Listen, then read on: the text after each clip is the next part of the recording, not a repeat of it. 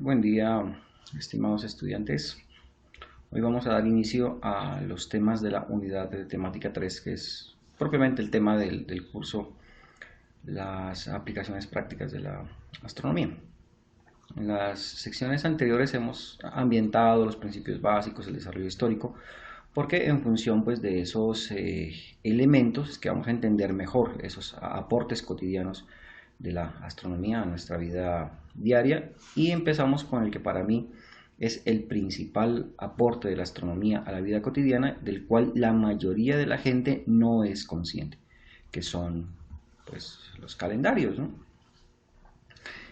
Y la pregunta básica es elemental, ¿no? ¿Cuál es la necesidad de los calendarios? Y la respuesta es muy sencilla, y es que necesitamos de los calendarios para poder organizar el manejo del tiempo de las actividades que nosotros necesitamos desarrollar en nuestra vida cotidiana. Ahí está el calendario que corresponde a Colombia en el año 2016. ¿Y qué es lo primero que uno busca de estudiante, de trabajador en un calendario? Pues cuando caen los festivos, ¿verdad? Cuando cae Semana Santa, cuando cae Día de la Madre, cuando cae las fiestas especiales. Yo no me imagino, ¿verdad?, cómo será nuestro diario vivir sin la organización del tiempo que los calendarios nos proporcionan. En ese orden de ideas, pues el calendario no es solamente una forma de organizar el tiempo de la vida cotidiana, ¿verdad? Es decir, existen pues, diversos tipos de calendarios.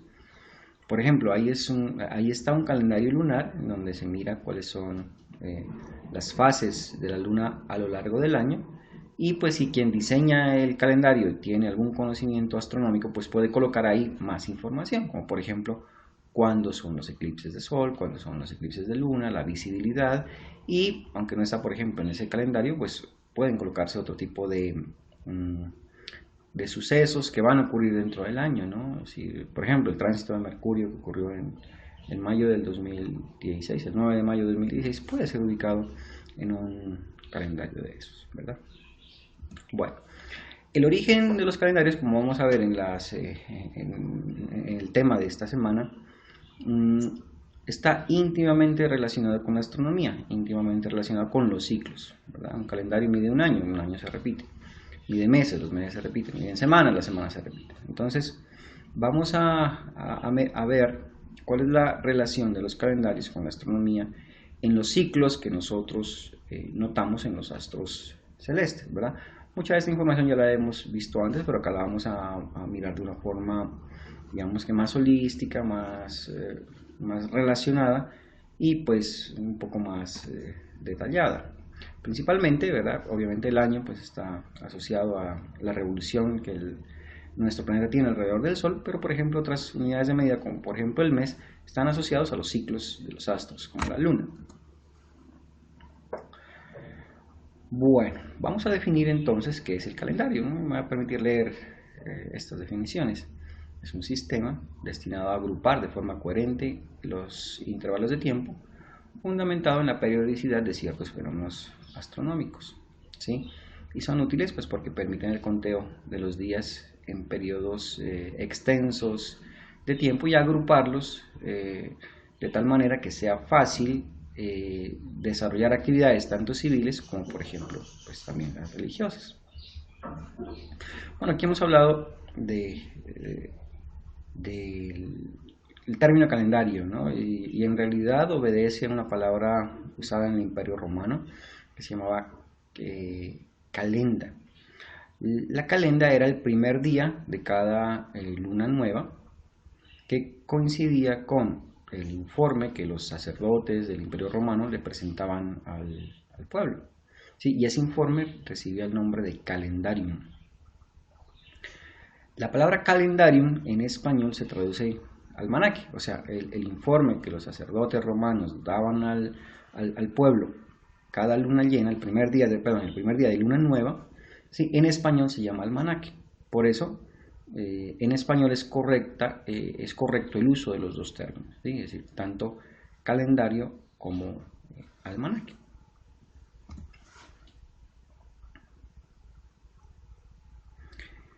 Bueno, ya hemos dicho pues que es importante tener una forma de contabilizar el tiempo, ¿sí? Sobre todo el ser humano primitivo, porque el desarrollo de actividades agrarias y agropecuarias, pues había que saber distinguir, ¿no? Cuando era época de siembra, cuando era de cosecha, cuando era de caza, cuando había que desplazarse por las lluvias, por las sequías, en fin, y de ahí pues surgió la necesidad de contabilizar el tiempo. Aunque la forma del calendario que nosotros tenemos ahora es más bien reciente. Y hay que tener en cuenta pues que para medir el tiempo se necesitan unidades de medida, ¿verdad? En astronomía hay varios, pero la unidad fundamental pues es el día, ¿sí? Así que el que coincide con el periodo de rotación de nuestro planeta. Pero si es una unidad de medida hay que saber de dónde se cuenta, ¿verdad?